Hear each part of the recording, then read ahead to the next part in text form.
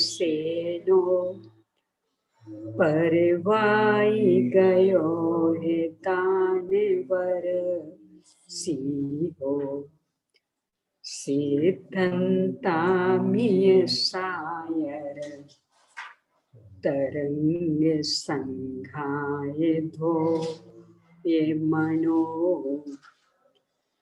पणमामि पोतंतम रिवाययन्तं दुर्नियन्ते या मरलविं सिद्धं भग्य सेवे मग्य कंटे मिसि समीपयं सया दंतं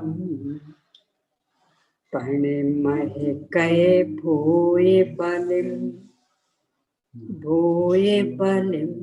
केशवास्य परिभूय बलिं विनिहय वम्महे पशिरं वड्ढाभि विमलिनानि वम्महे पशिरं नमो हरिहन्ताणं नमो सिद्धानं नमो आयिर्यानं नमो भुवच्छायानं नमो लोये सविसाहूनम् ओम ह्रीं श्री अरहंत सिद्ध आचार्य उपाध्याय साधु पंच परमेष्ठिभ्यो नमः। आचार्य धरसेन स्वामी ज्ञान को लिपिबद्ध करने वाले आचार्य श्री पुष्पदंत भूतबली द्वारा लिखी गई षटखंडागम ग्रंथ के पहले खंड जीवठान पर आचार्य श्री बीरसेन स्वामी द्वारा लिखित धवला टीका के अंतर्गत 6 पुस्तकों में से पहली पुस्तक पर अपनी चर्चा चल रही है। मंगलाचरण पर चर्चा करते हुए टीकाकार आचार्य ने कहा कि इसमें नाम आदि 6 चीजें गर्भित हैं। कैसी 6 चीजें गर्भित हैं, इसके विश्लेषण के संदर्भ में आचार्य ने कहा किसी भी विषय का प्रतिपादन 6 माध्यमों से करना चाहिए। धातु, निक्षेप, नय, एकार्थ, निरुक्ति और अनुयोग। चूंकि यहाँ मंगल का निरूपण, उसका भी 6 चीजों से निरूपण करना। इनमें से क्रमशः धातु, निक्षेप, नय, एकार्थ और निरुक्ति पर चर्चा के बाद में अनुयोग पर अपनी चर्चा चल रही है। अनुयोग यानी विषय का प्रतिपादन करने की शैली। यहाँ अनुयोग में भी 6 अनुयोग तत्वा सूत्र जी में जिन्हें निर्देश, स्वामित्व, साधन, अधिकरण, स्थिति और विधान इन शब्दों से कहा है, यहाँ उन्हें 6 अनुयोगों द्वारा संबोधित किया और उन पर चर्चा करते हुए मंगल का निर्देश, इसके बाद स्वामित्व कि जीव उसका स्वामी है, इसके बाद साधन, साधन पर अपनी चर्चा चल रही है। मंगल का साधन कौन है, मंगल किन से होता है। तो पर्यायार्थक नय की अपेक्षा से यहाँ कहा कि मंगल के साधन औदयिक आदि भाव है। हिंदी अनुवादकार ने औपशमिक शब्द भी जोड़ दिया है, फिर आदि लगाया। मूल टीकाकार ने तो सीधा औदिक आदि भाव ही लिखा।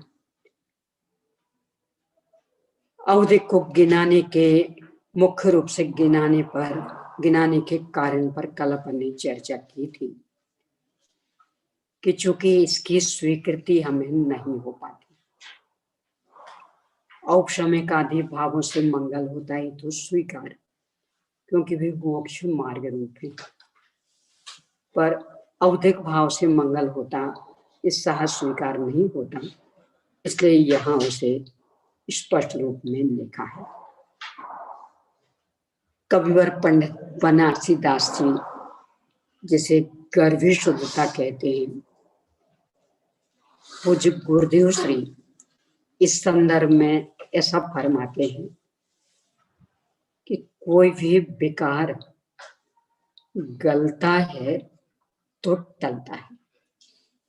लौकिक बिल्कुल, यानी रस्सी गलने लगे तो टूटेगी, कपड़ा गलने लगे तो फटेगा, और गलना ही शुरू नहीं हुआ हो, यानी क्षीण होना ही शुरू नहीं हुआ हो, तो नष्ट होने का प्रसंग ही नहीं। ऐसे ही मिथ्यात्व, अभिरति, प्रमाद, कषाय, ये बेकार है, गलेंगे तो टलेंगे।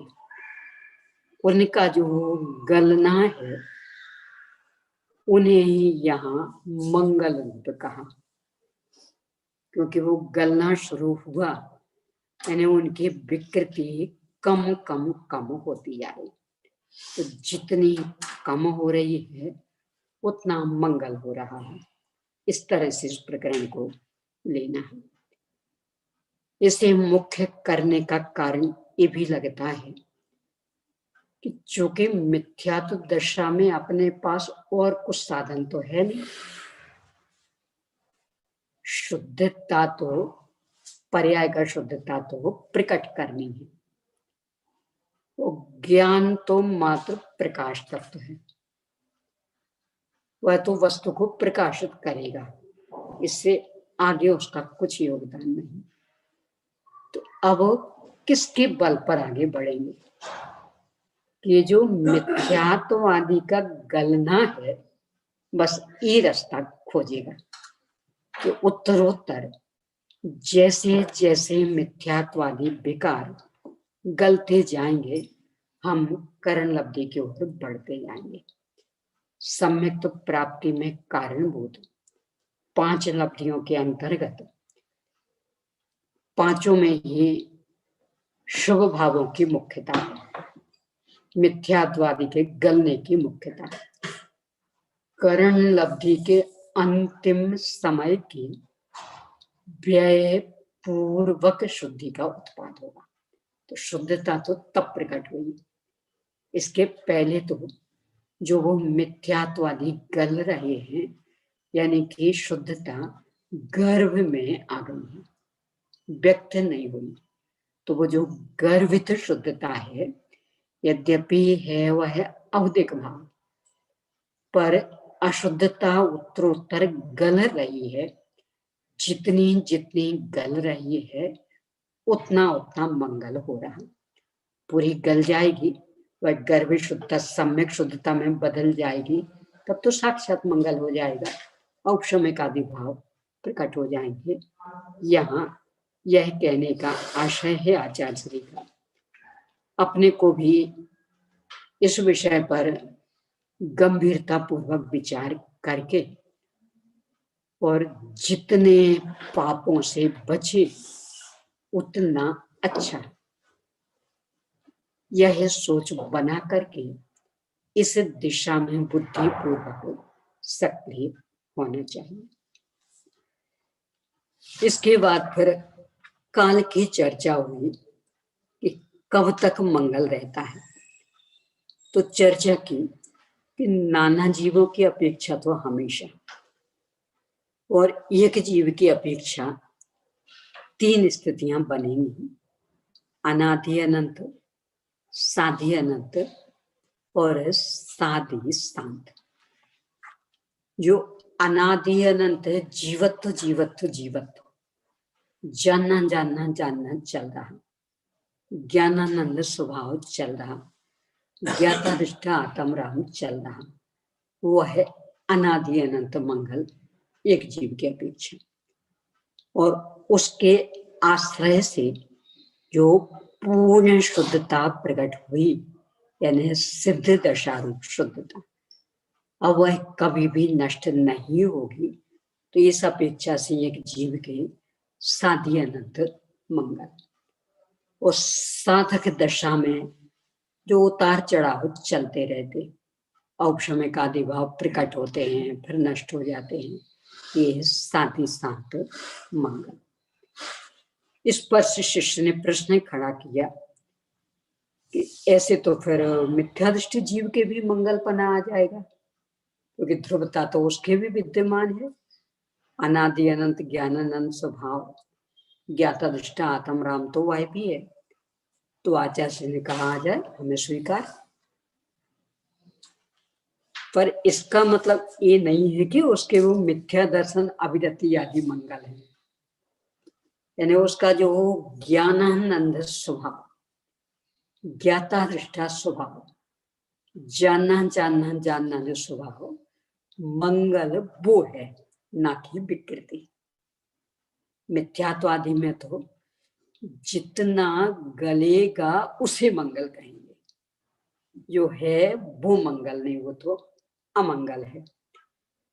इसको लेकर के फिर चर्चा की कि अग्नि के साथ तो दोष आएगा, यानी अग्नि में प्रताप प्रकाश है, पर हमने राख से ढक दिया, अग्नि को राख से ढक दी तो ना उसका प्रताप दिख रहा ना प्रकाश।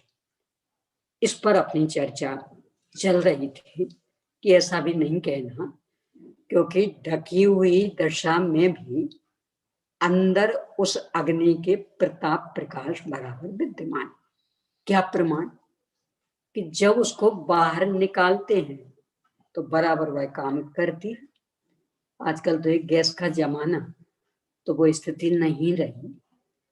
पहले जब ईंधन के रूप में लकड़ी का उपयोग होता था और माचिस आदि को लोग पसंद नहीं करते थे, तो प्रतिदिन शाम को अन्य चीजों के संरक्षण के समान आग का भी संरक्षण करना होता था।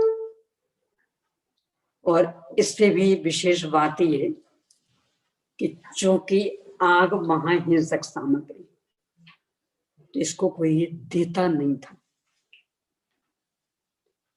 यानी मेरे घर की आग बुझ गई,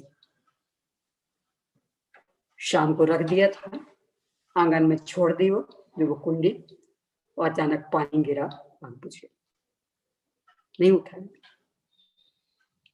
अब अगले दिन आग मिलना बहुत कठिन। यानी घी मंगाने जाएंगे तो मुफ्त में घी मिल जाएगा, पर आग नहीं मिलेगी।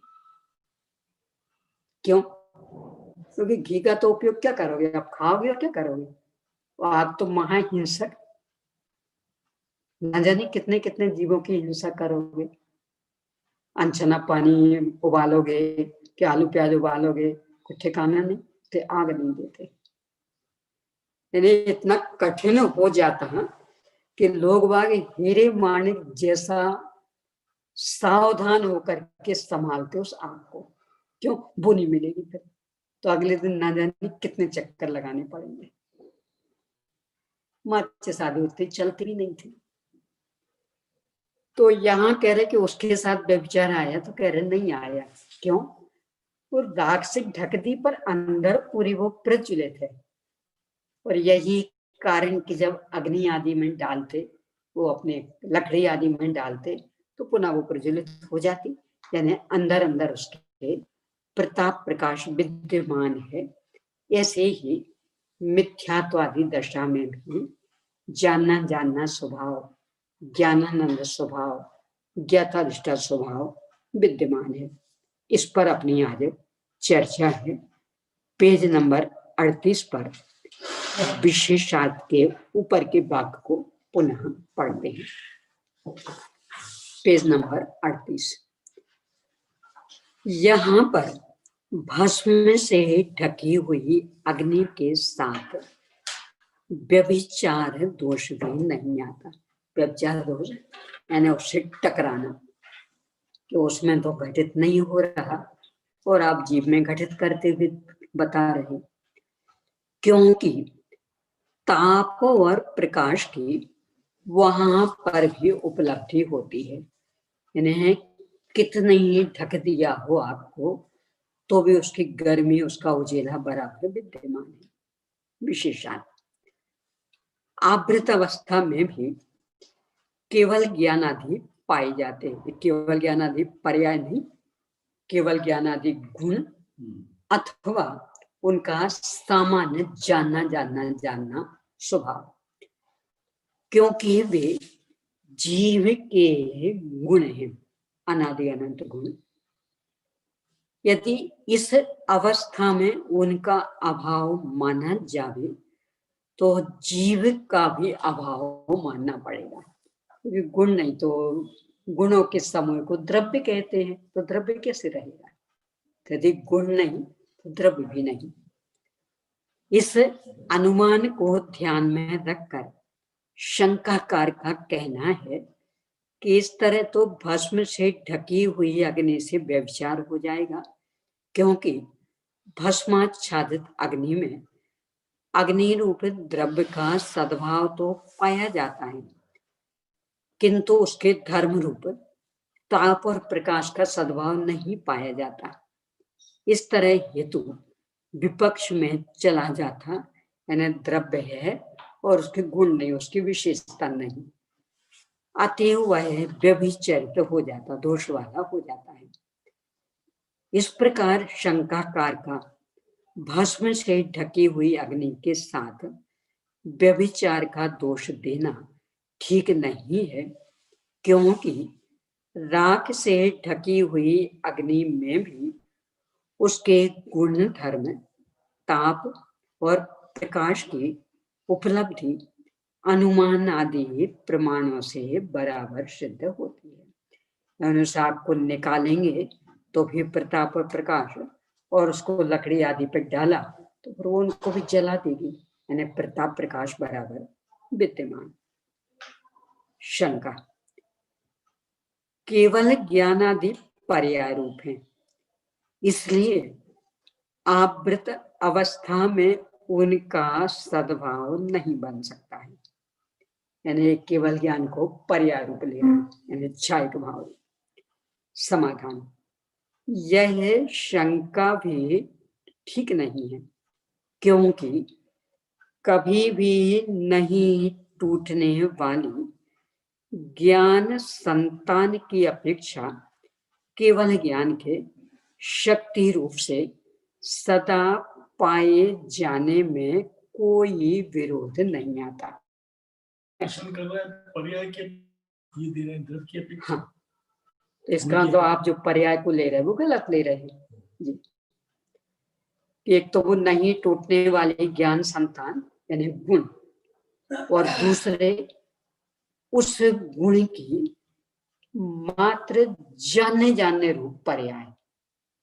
तो यदि कदाचित आपको पर्याय भी लेना हो तो मात्र वो जानना, मत ज्ञान की स्मृति ज्ञान ये नहीं,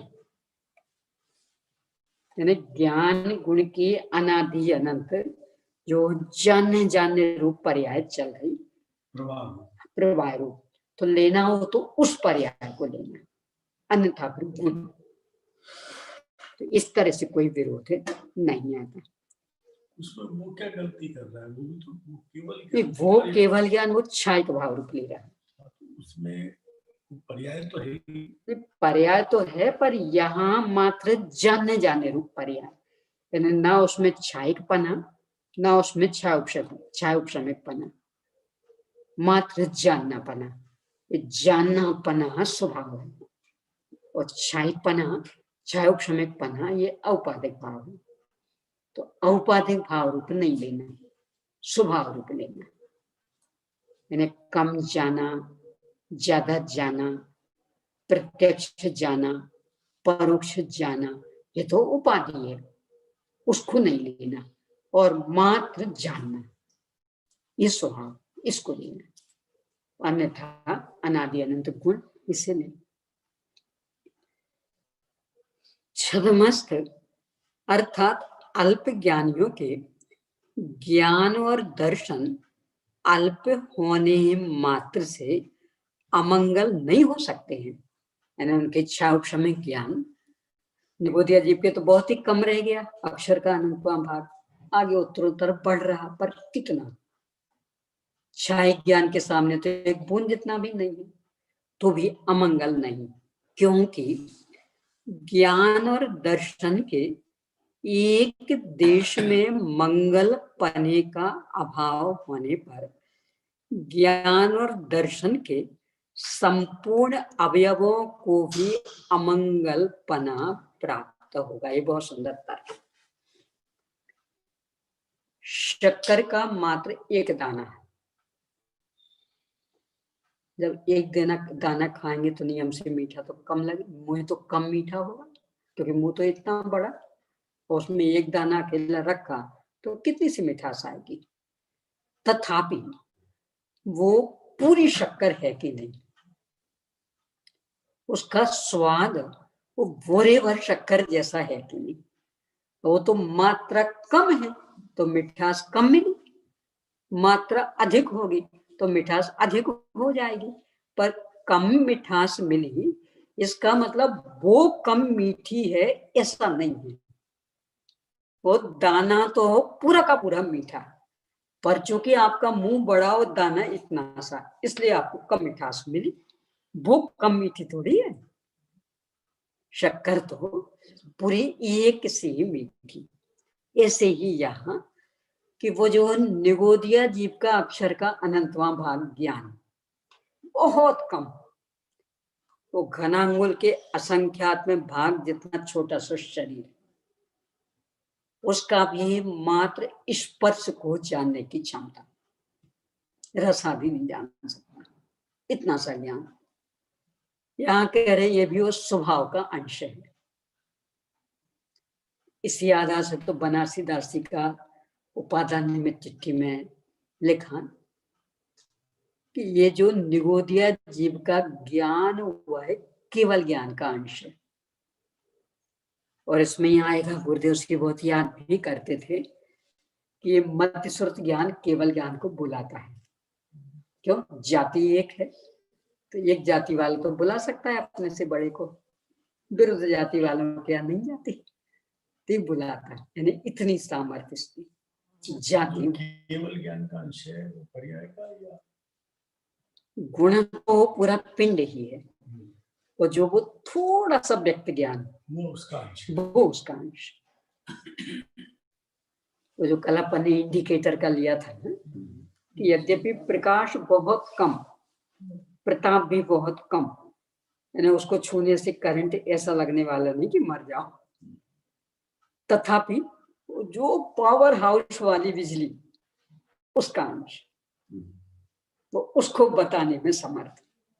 यानी घर का इंडिकेटर बल्ब जल रहा तो और कोई प्लग चालू किए बिना हम कह देंगे लाइट है, क्यों? ये जल रहा है।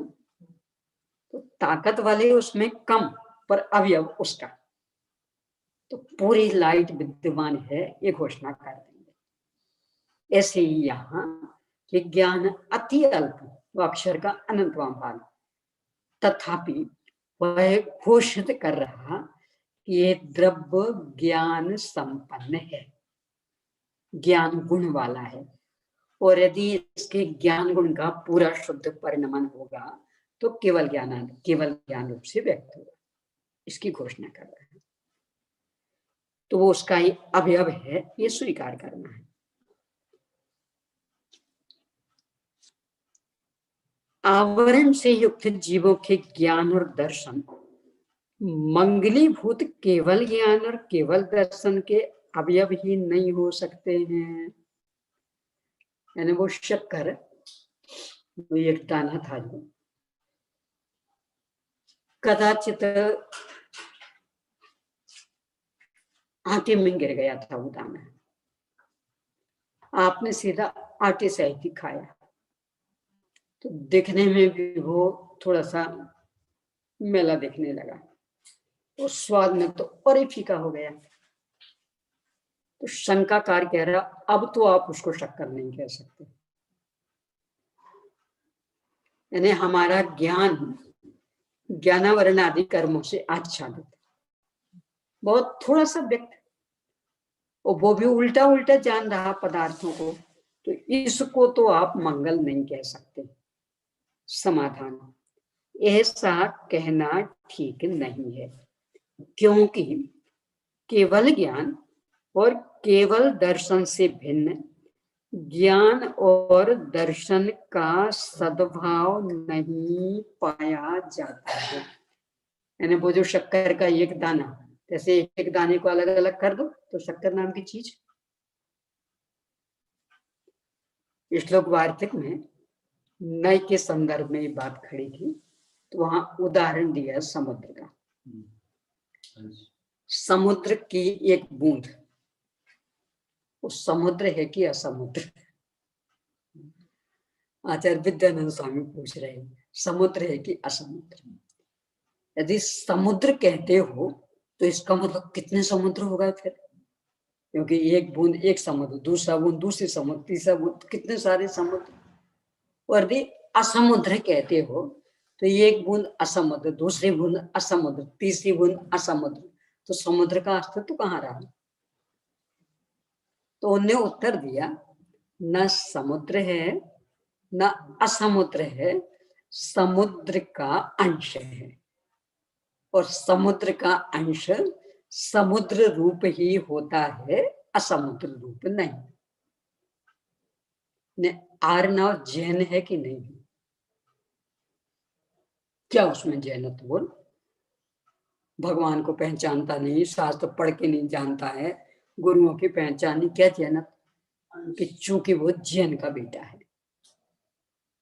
तो पिता जैन तो बेटा भी जैन। अब वो बेटा को जानता हो चाहे नहीं जानता हो, जो कि उनका अंश, तो उनका सब कुछ उसमें पाया जाएगा। ऐसे ही यहाँ कह रहे कि वो जो जानना जानना जानना एकदम कम चल रहा, वो भी आंशिक किसका? कि उसे ज्ञान दर्शन गुण का, और पूर्ण शुद्ध विकसित पर्याय जैसा जानना जानना जानना इसमें भी विद्यमान। जो भी अपन ने इंडिकेटर की बात की कि बिल्कुल वैसी ही बिजली उसमें विद्यमान, बिजली में अंतर नहीं।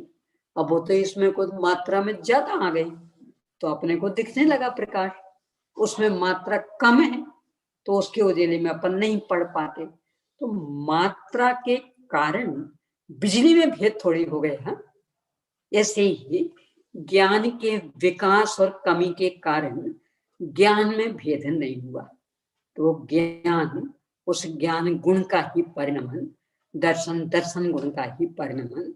तो जैसे ज्ञान दर्शन गुण मांगलिक, उनका पूर्ण शुद्धता रूप परिणमन केवल ज्ञान केवल दर्शन मांगलिक, ऐसे ही अति अल्प यानी अक्षर के अनंतवें भाग रूप भी ज्ञान दर्शन रूप परिणमन, वह भी मांगलिक, वह उसका ही अंश है। तो केवल ज्ञान और केवल दर्शन से भिन्न ज्ञान और दर्शन का सद्भाव नहीं पाया जाता, ये पर्याय उसका ही अंश है। शंका, केवल ज्ञान और केवल दर्शन से अतिरिक्त मति ज्ञानादि ज्ञान और चक्षु दर्शन आदि दर्शन तो पाए जाते हैं, इनका अभाव कैसे किया जा सकता? यानी जिस ज्ञान दर्शन की हम चर्चा कर रहे हैं तो उसे हम मति ज्ञान आदि और चक्षु दर्शन आदि ये नाम देंगे, ज्ञान दर्शन का अभाव थोड़ी हम सिद्ध कर रहे हैं। समाधान, उस ज्ञान और दर्शन संबंधी अवस्थाओं की मति ज्ञानादि और चक्षु दर्शनादि नाना संज्ञाएं हैं, अर्थात ज्ञान गुण की अवस्था विशेष का नाम मति आदि और दर्शन गुण की अवस्था विशेष का नाम चक्षु दर्शन आदि है। यथार्थ में इन सब अवस्थाओं में रहने वाले ज्ञान और दर्शन एक ही है। क्या कह रहा है? एक वो इंडिकेटर वाली बिजली, फिर एक नाइट बल्ब वाली बिजली, फिर एक टेबल लैंप वाली बिजली, फिर एक ट्यूबलाइट वाली बिजली, मरकरी लाइट वाली बिजली। प्रकाश में बहुत अंतर दिख रहा, पर बिजली मात्र में, कि चाहे वो मरकरी लाइट वाली हो, वो चाहे इंडिकेटर वाली, बिजली एक। ऐसे ही मति ज्ञान आदि में भी जो ज्ञान, वह एक ज्ञान स्वभाव, मतलब जानना जानना जानना एक साथ। चक्षु दर्शन आदि में दर्शन, तो देखना देखना एक साथ, तो ये उसी जाति के हैं, अलग नहीं, इसलिए एक ही है। शंका, केवल ज्ञान और केवल दर्शन के अंकुर रूप छद्मस्तों के ज्ञान और दर्शन को मंगलपना प्राप्त होने पर मिथ्या दृष्टि जीव भी मंगल संज्ञा को प्राप्त होता है, क्योंकि मिथ्या दृष्टि जीव में भी बे अंकुर विद्यमान, यानी उस निगोदिया जीव में भी विद्यमान है वो अक्षर का अनंतवां भाग ज्ञान समाधान। यदि ऐसा है तो भले ही मिथ्या दृष्टि जीव को ज्ञान और दर्शन रूप से मंगलपना प्राप्त हो, हमें स्वीकार है, किंतु इतने से ही मिथ्या तो अविरति आदि को मंगलपना प्राप्त नहीं हो सकता। यानी जितना उसमें स्वभाव का अंश है वो मंगल है, तो जो जानना जानना पना है वो मंगल। इससे कहना क्या चाहते?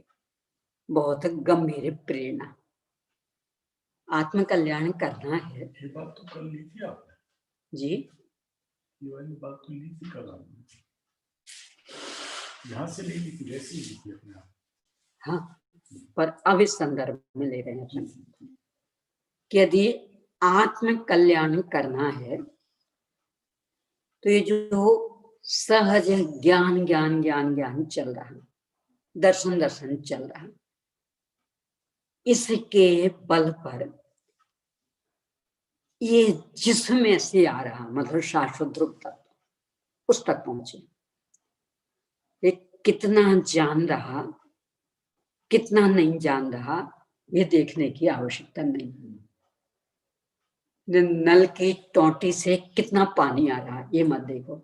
आ रहा ना पानी, इसका मतलब ऊपर टंकी में पानी है। अब छोटी टोटी होगी तो कम आ रहा होगा, मोटी टोटी होगी तो ज्यादा आ रहा होगा, उससे क्या फर्क पड़ना। आ रहा ना, तो आ रहा मतलब टंकी में पानी। ऐसे ही प्रति समयवर्ती पर्याय में जानना जानना देखना देखना चल रहा, इसका मतलब अंदर ज्ञान दर्शन का अक्षय भंडार ध्रुव तत्व। तो इसके बल पर ध्रुव तत्व को पकड़े, और ये जो ध्रुव तत्व, बस ये मैं पर्याय में कितना जान रहे कितना नहीं जान रहे, उससे फर्क नहीं पड़ना। क्योंकि ज्यादा जानने वालों को जल्दी मोक्ष हो जाएगा ऐसा नहीं, कम जानने वालों को ज्यादा बंद होगा ऐसा नहीं। अपने यहाँ तो शिवभूति मुंडा जैसे, यानी मारुष मातुष भी याद नहीं रहा, उन्हें केवल ज्ञान हो गया। और 11 अंग 9 पूर्व के पाठियों को कदाचित वो अपव्य हो तो कभी भी केवल ज्ञान नहीं होगा, इसकी पक्की गारंटी। तो कितना जान रहा कितना नहीं जान रहा, इससे कुछ फर्क नहीं पड़ना।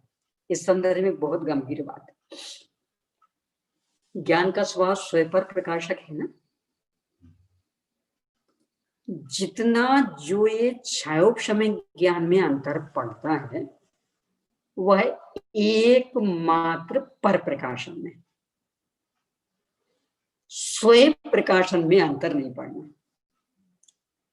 यानी आपको मेरी बात समझ में नहीं आ रही हो तो ये तो हो सकता है कि आप ही कहें सब आपकी बातों में कुछ समझ में नहीं आ रही, कल भी समझ में नहीं आई थी, परसों भी समझ में नहीं आई थी, और देख लेना, मैं पक्का कह रही कि आगे कल भी समझ में नहीं आएगी, पर मुझे समझ में नहीं आ रही इसमें क्या अंतर पड़ा।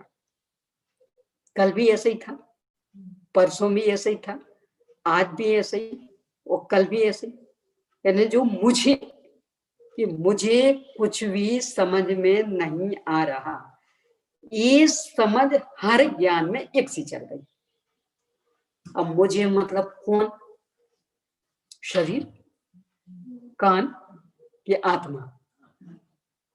तो वो जो आत्मा है उसके प्रकाशन में कहीं अंतर नहीं पड़ा। यानी ये जो पर का जानना, इसमें अंतर पड़ सकता है। ये सब कल का एक वाक्य मुझे समझ में आ गया था, परसों का आधा आ गया था, आज का बिल्कुल नहीं आ रहा, पर मुझे समझ में नहीं आ रहा ये सब में एक साथ चल रहा है। यानी स्वयं प्रकाशन हमेशा एक साथ चलता रहता है। अब ये बात अलग है कि वह स्वयं के रूप में किसे स्थापित करता है। मात्र असमान जाति द्रव्य पर्याय तक ही सीमित हो जाता है, इस पर्याय में मूढ़ हो जाता है कि इसके बल पर अनादि अनंत ध्रुव तक पहुंचता, तो वो एक अलग बात है। परंतु स्वयं प्रकाशन में कभी अंतर नहीं पड़ता, वह हमेशा चल रहा है। जितना जो अंतर वो पर प्रकाशन में, और पर को जानने से कोई सुख दुख का संबंध है नहीं। कितनी बढ़िया बात है अपने हित में, और अपने साथ विडंबना कि अपन उससे ही परेशान होते। मैंने एक प्रश्न पूछूं, आपने उत्तर दे दिया, तो आप नहीं दे पाए, कितना बुरा लगता। भगवान, हम इतने स्वाध्याय, ये अभी अभी आए और इनने उत्तर दे दिया, हम नहीं दे पाए, क्या सोचेंगे सब, ये इतनी बुद्धू, कितना बुरा लगता है। और कदाचित उत्तर अगले दिन दे दिया, फिर कितनी खुशी होती। यानी पर प्रकाशन को लेकर के सुखी दुखी होते रहते, और जबकि आत्महित के संदर्भ में पर प्रकाशन का कोई महत्व ही नहीं। तो क्या करना, उस पर प्रकाशन को बढ़ाना कि उसमें मध्यस्थ होना। क्यों ना उससे लाभ है ना उससे हानि है। और स्वयं प्रकाशन वो तो हर एक में चल रहा। यानी मुझे कुछ भी समझ में नहीं आ रहा, तो भी ये तो समझ में आ रहा है ना कि मुझे कुछ समझ में नहीं आ रहा, तो मुझे मतलब आत्मा, तो आत्मा तो समझ में आ रहा है, वो बस कल्याण इसके बल पे होना। तो इसलिए आप ये चिंता छोड़ दें कि मुझे कुछ समझ में नहीं आ रहा। जिसे समझ में नहीं आ रहा ना, उसके बल पर अपनी शाश्वत सत्ता को स्वीकार करने और बस उसमें संतुष्ट हो जाएं, हो गया कल्याण। आकुलता खत्म। क्योंकि आकुलता बदलाहट को स्थिर करने के चक्कर में होती, जो स्थिर है उसका आलम्बन लिया तो चूंकि वो शाश्वत अब कभी हटने वाला नहीं, तो निराश्रयता का संकट खत्म, वो परिपूर्ण अधूरेपन का संकट खत्म, वो स्वयं तो छिन गया, तो ये संकट खत्म, यानी कि निराकुलता। बस इतना सा करना, ये है रे। चिड़िया आदि इतने जल्दी कैसे कर लेती इसके बारे पर, और मनुष्य क्यों नहीं कर पा रहा कि पर प्रकाशन पर लुप्त है। कितना बाहर का जान सकते, कितना बता सकते, उससे अपना मूल्यांकन कर रहा है, इसलिए रो रहा है। तो यहाँ क्या कह रहे कि उस मिथ्या दृष्टि जीव के भी, निगोधिया जीव के भी, जो वो जानना चल रहा, देखना चल रहा, वह तो मंगल ही है, और उसके साथ जो मिथ्यात्वादी चल रहे वे मंगल नहीं है, ये विकृति है। शंका, मिथ्या दृष्टि जीव सुगति को प्राप्त नहीं होते हैं, क्योंकि सम्यक दर्शन के बिना मिथ्या दृष्टियों के ज्ञान में समीचीनता नहीं पाई जाती तथा समीचीनता सम्यकपना सत्यता, समीचीनता के बिना उन्हें सुगति नहीं मिल सकती। फिर मिथ्या दृष्टियों के ज्ञान और दर्शन को मंगलपना कैसे है? समाधान, ऐसी शंका नहीं करना चाहिए, क्योंकि अब उत्तर सुनिएगा ध्यान से, बहुत गंभीर है। क्योंकि आपके स्वरूप को जानने वाले छद्मस्थों के ज्ञान और दर्शन को केवल ज्ञान और केवल दर्शन के अवयव रूप से निश्चय करने वाले ये है सम्यक दृष्टि जीव, सम्यक ज्ञानी जीव। और आवरण रहित अनंत ज्ञान और अनंत दर्शन रूप शक्ति से युक्त आत्मा का स्मरण करने वाले, ये भी सम्यक दृष्टि जीव, यानी दो विशेषण दिए यहाँ। ऐसे सम्यक दृष्टियों के ज्ञान और दर्शन में जिस प्रकार पाप का क्षयकारीपना पाया जाता है, उसी प्रकार मिथ्या दृष्टियों के ज्ञान और दर्शन में भी पाप का क्षयकारीपना पाया जाता है। सम्यक दृष्टि आप्तागम के संदर्भ में निश्चंक है और अनंत ज्ञान अनंत दर्शन स्वभावी आत्मा का चिंतन मनन कर रहा, कदाचित स्वलीन भी हो, उसके जैसे पाप का क्षय हो रहा।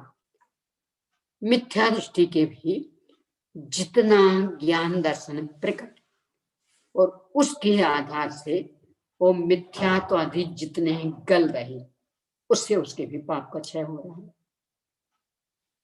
तो शुद्धता की प्रकटता भले नहीं हो रही इसके, पर पाप तो कम हो रहा। तो जितना पाप कम हो रहा उतना उसके मंगल पाना। तो उसी प्रकार मिथ्या दृष्टियों के ज्ञान और दर्शन में भी पाप का क्षयकारीपना पाया जाता है, इसको भी समझना है। ज्ञान और दर्शन में पाप का क्षयकारीपना मतलब ज्ञान और दर्शन में नहीं, वो तो ना बंध का कारण ना मोक्ष का कारण। उसके साथ जो ये परोन्मुखी वृत्ति चल रही, मिथ्यात्व वृत्ति प्रमाद का शायद चल रही, ये केंद्र जीव के अधिक थे। सैनी पंचेंद्रिय हुआ, देवशास्त्र गुरु का स्वरूप जानने की तरफ अपने उपयोग को लगाया, उसके 5 लब्धियों का परिपाक हुआ। तो करण लब्धि के पहले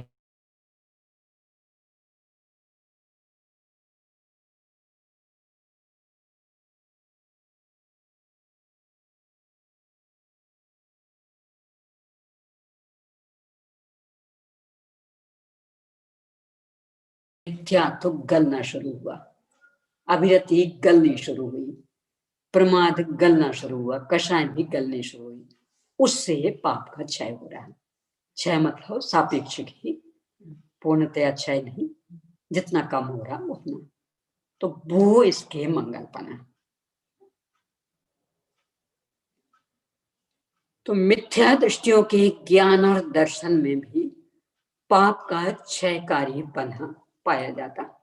अब कोई ये कहे सीधा आप ज्ञान दर्शन क्यों नहीं ले रहे, कि चूंकि ज्ञान दर्शन में तो स्वयं पाप पुण्य है नहीं, उससे बंध मोक्ष नहीं, तो उससे तो कुछ उन्नति अवनति का संबंध ही नहीं।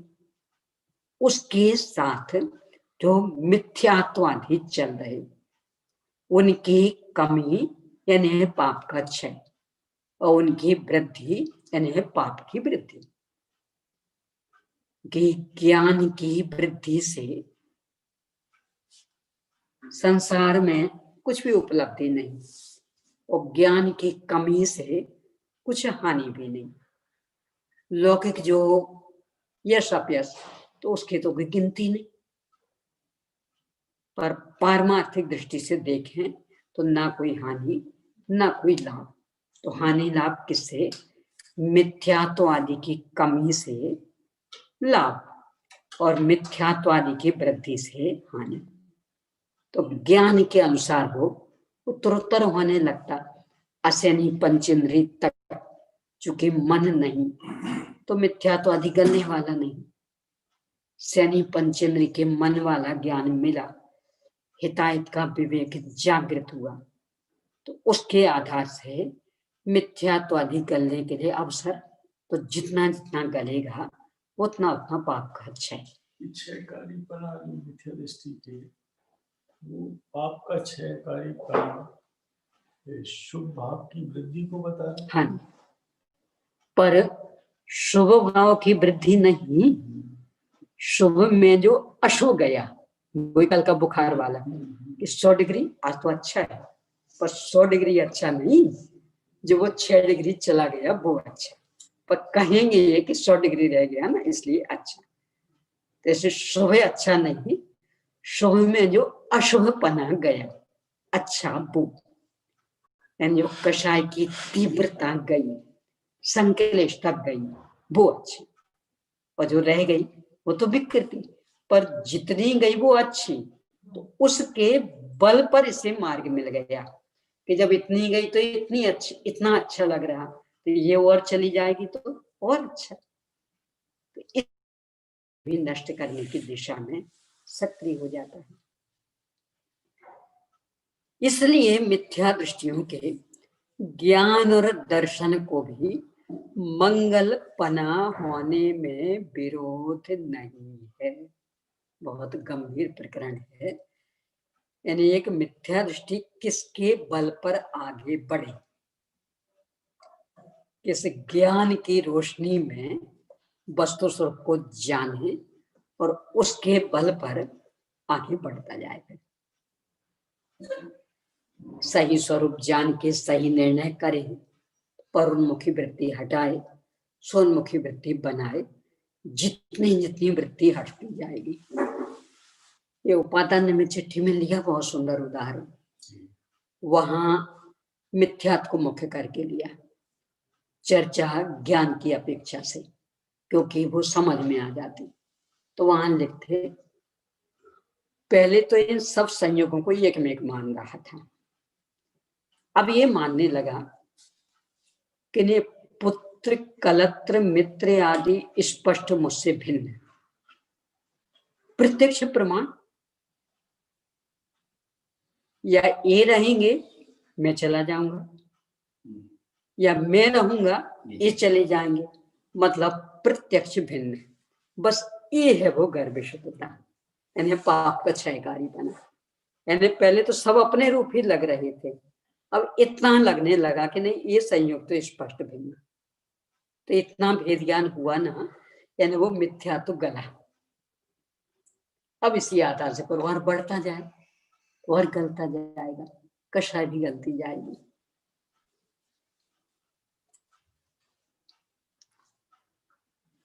इसलिए मिथ्या दृष्टियों के ज्ञान और दर्शन को भी मंगल पना होने में विरोध नहीं है। ये एक उत्तर हुआ। अब दूसरा भी, अथवा नो आगम भावी द्रव्य मंगल की अपेक्षा मंगल अनादि अनंत है। ये नो आगम भावी द्रव्य मंगल, पहले भाव निक्षेप की चर्चा नहीं, द्रव्य निक्षेप की चर्चा की थी। उसमें आगम द्रव्य निक्षेप और नो आगम द्रव्य निक्षेप, और फिर नो आगम 3 भेद किए थे, ज्ञायिक शरीर, भावी और तद व्यतिरिक्त। तो उसमें दूसरे नंबर का था वो भावी, वो वाला लेना कि आगे ये जीव मंगल पर्याय से परिणमित होने की योग्यता रख रहा, योग्यता भी है, आगे व्यक्त भी हो जाएगा। योग्यता तो अनादि अनंत, तो उस अपेक्षा से देखें तो एक जीव के अनादि अनंत मंगल पना घटित हो जाएगा, यानी अनादि अनंत शाश्वत स्वभाव, उसमें व्यक्त होने की क्षमता, व्यक्त कर पाए नहीं कर पाए वो अलग बात, पर क्षमता निरंतर विद्यमान। तो उस क्षमता की ओर से देखें तो है अनादि अनंत मंगल। तो नुआगम भावी द्रव्य मंगल की अपेक्षा मंगल अनादि अनंत है। विशेषार्थ, जो आत्मा वर्तमान में मंगल पर्याय से युक्त तो नहीं है, किंतु भविष्य में मंगल पर्याय से युक्त होगा, उसके शक्ति की अपेक्षा से अनादि अनंत रूप मंगल बना बन जाता है। इस तरह से ये भी मंगल हो गया। ये अनादि अनंत मंगल की चर्चा। अब सादि अनंत। रत्नत्रय को धारण करके कभी भी नष्ट नहीं होने वाले रत्नत्रय के द्वारा ही प्राप्त हुए सिद्धि के स्वरूप की अपेक्षा नैगम नय से मंगल सादि अनंत है। यानी सिद्ध दशा प्रकट कर ली, अनंत काल तक सुरक्षित, अथवा अभी अपने में उस रूप परिणमन की योग्यता और वह अनंत काल तक फिर सुरक्षित रहेगी, इस अपेक्षा से सादि अनंत मंगल। रत्नत्रय की प्राप्ति से सादि बना, क्योंकि अनादि से नहीं था, ये नया प्रकट हुआ, यानी इसकी शुरुआत हुई, इसलिए सादि बना। और रत्नत्रय प्राप्ति के अनंतर सिद्ध स्वरूप की जो प्राप्ति हुई है, उसका कभी अंत आने वाला नहीं है। इस तरह दोनों धर्मों को ही विषय करने वाले न एकम गमः नैगमा, नैगम नय की अपेक्षा मंगल सादि अनंत, यानी शुरुआत तो हुई, अब कभी नष्ट नहीं होगा। तो शुरुआत हुई एक ये पर्याय, और अब अनंत अनंत काल तक ही कभी नष्ट नहीं होगी, वैसी वैसी वैसी चलती रहेगी, ये पर्याय। इन दोनों को विषय करेगा नैगम नय। तो ये नैगम नय की अपेक्षा सादि अनंत मंगल एक जीव में, यानी सिद्ध दशा की अपेक्षा। अब सादि शांत, तो ये साधक दशाओं की अपेक्षा, जहां छूट भी जाता है उसकी अपेक्षा। सम्यक दर्शन की अपेक्षा मंगल सादि शांत समझना चाहिए। उसका जघन्य काल अंतर मुहूर्त है और उत्कृष्ट काल कुछ कम 66 सागर प्रमाण है। सम्यक दर्शन की अपेक्षा सम्यक दर्शन का जघन्य काल अंतर मुहूर्त औपशमिक सम्यक्त का, और वो तो नियम से छूट जाएगा। 6 औपशमिक का भी जघन्य काल अंतर मुहूर्त के बाद भी छूट सकता, वो कदाचित नहीं छूटा तो कुछ कम 66 सागर का प्रमाण काल, इतना लंबे काल तक इच्छा उपशमिक सम्यक तो चलता रह सकता। कुछ कम क्यों कर सागर के बाद छूटता है? हाँ, वो सम्यक तो छूटेगा। अब छूटने के बाद फिर 3 रास्ते, एक तो मिथ्यात्व में आ जाए, एक तीसरे गुण स्थान में आए, और तीसरे गुण स्थान से तत्कालिक फिर चौथे में चला जाए, वो फिर 66 सागर रहेगी। और एक कदाचित छायक हो जाए तो फिर अनंत काल तक सुरक्षित, पर वो छूटेगा नियम से। जैसे औपशमिक का है ना, कि औपशमिक अंतर मुहूर्त के लिए हुआ तो वो तो नियम से छूटेगा, पर अब उसके पास 4 रास्ते, या तो सम्यक तो प्रकृति का उदय आ जाए तो औपशमिक छूटे कि तत्काल औपशमिक सम्यक्त हो जाए, सम्यक मिथ्या तो प्रकृति का उदय आ जाए तो तीसरे गुण स्थान में आ जाए, अनंतानुबंधित चौकड़ी में से किसी एक का उदय आ जाए तो दूसरे में आ जाए, और दर्शन मोहिनी का उदय आ जाए मिथ्यात्व का तो पहले में आ जाए, यानी वो तो छूटेगा। अब इस छूटने के बाद सम्यक तो ये रहना कि अन्य दशाएं होना, वो योग्यता प्रमाण। तीसरे में आके पुनः चौथे में आ जाए, हाँ जा सकता है, दूसरे में नहीं, दूसरे में आया तो फिर तो नियम से पहले में, यानी दूसरे से आगे बढ़ने का कोई अवसर नहीं, उसके बाद तो नियम से पहला। ये सम्यक दर्शन की अपेक्षा लगाया। अब ऐसे सम्यक ज्ञान और सम्यक चारित्र की अपेक्षा भी लगा सकते हैं कि सम्यक ज्ञान हुआ सम्यक दर्शन के साथ होता, अंतर्मूर्त सम्यक दर्शन रहा तो सम्यक ज्ञान भी अंतर्मूर्त, फिर सम्यक दर्शन छूट गया तो सम्यक ज्ञान भी छूट गया, मिथ्या ज्ञान हो गया। ऐसे सम्यक चारित्र कि सम्यक दर्शन रहा अंतर्मूर्त तो सम्यक चारित्र अंतर्मूर्त, और सम्यक दर्शन छूटा तो सम्यक चारित्र भी छूटा, और सम्यक दर्शन विद्यमान तो 66 सागर तक भी। सम्यक चारित्र में एक स्थिति और भी बन सकती है, कदाचित छायक सम्यक।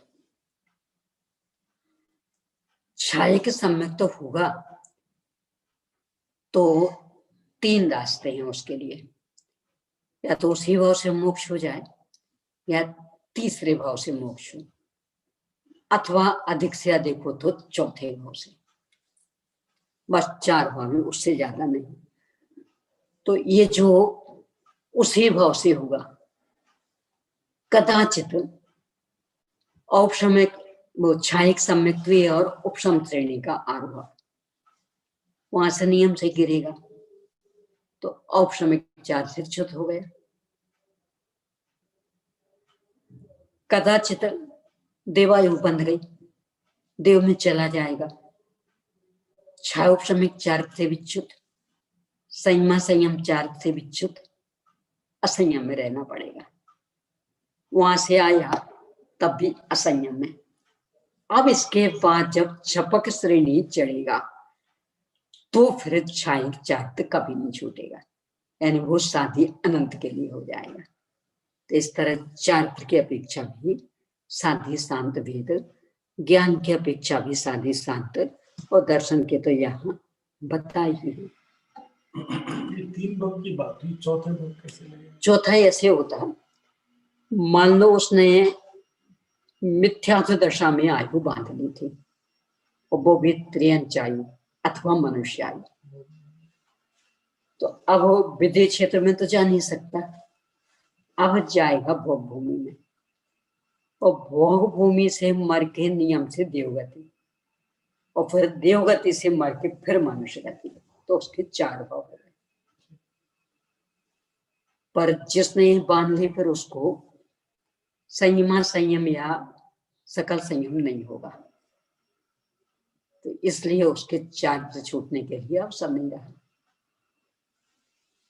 यानी एक देवायु को छोड़कर शेष 3 आयु में से कोई सी भी बंध जाए, नरक आयु, त्रियंच आयु, मनुष्य आयु, तो फिर ना संयमा संयम होगा और ना सकल संयम, यानी ना क्षाउपशमिक चारित्र होगा और ना संयमा संयम चारित्र, असंयम में ही रहेगा फिर।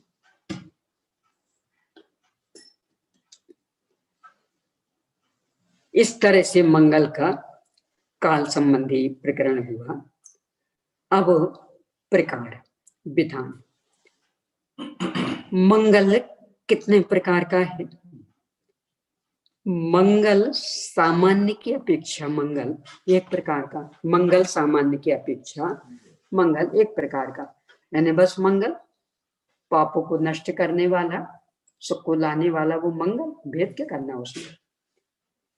मुख्य और गुण के भेद से 2 प्रकार का, जो वो पहले बताए थे ना, सचित मंगल अचित मंगल आदि, तो जो ये बाह्य मंगल थे तो गुण, उनसे वास्तविक मंगल थोड़ी होना, और सम्यक रत्नत्रय है ये मुख्य मंगल।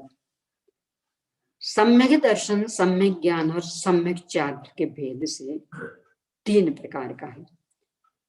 धर्म सिद्ध साधु और अरहंत के भेद से 4 प्रकार का। ज्ञान दर्शन और 3 गुप्ती के भेद से 5 प्रकार का, अथवा जिनेन्द्र देव को नमस्कार हो इत्यादि रूप से अनेक प्रकार का, यानी जिनेन्द्र को नमस्कार हो, भगवान ऋषभनाथ को नमस्कार हो, भगवान आदित्यनाथ को नमस्कार, लगाते था। अनेक अनेक प्रकार का, यानी एक से लेकर के संख्यात अनंत वेद तक बन जाएंगे। अथवा मंगल के विषय में 6 अधिकारों द्वारा दंडकों का कथन करना चाहिए। यानी ये तो हुआ एक प्रकरण, निर्देश, स्वामित्व, साधन, अधिकरण, स्थिति और विधान की अपेक्षा मंगल का निरूपण। अब कह रहे हैं इन्हें 6 अधिकारों द्वारा भी करना, दंडक समूह रूप में। तो इन 6 से भी कौन कौन से 6 भी इस प्रकार हैं। मंगल, मंगल करता, यानी मंगल को करने वाला। मंगल करणीय, यानी मंगल करने योग्य। दंडकों का योग जी, दंडकों, दंडक यानी समूह, यानी इनके समूह रूप में, ग्रुप, इस रूप में, यानी अलग अलग नहीं करके 6 चीजें लगाइएगा हर एक पर। फिर मंगल उपाय, जिस माध्यम से मंगल होता है। फिर मंगल के भेद, आपने कौन सा मंगल किया, सचित्त की, अचित्त की, उभय, अंतरंग की, बहिरंग की। और मंगल का फल, आपको क्या मिला फल, अभ्युदय का फल मिला कि निःश्रेयस का फल मिला, यानी स्वर्ग आदि का फल मिला कि मोक्ष का फल मिला, इसकी अपेक्षा आगे बता रही है स्वयं। अब इन 6 अधिकारों का अर्थ कहते हैं। मंगल का अर्थ तो पहले कहा जा चुका है, यानी पापों को नष्ट करने वाला और सुख को लाने वाला मंगल। 14 विद्या स्थानों के पारगामी आचार्य परमेष्ठी मंगल करता है। मूल तो वे करते हैं मंगल। 14 विद्या स्थान, 14 पूर्व,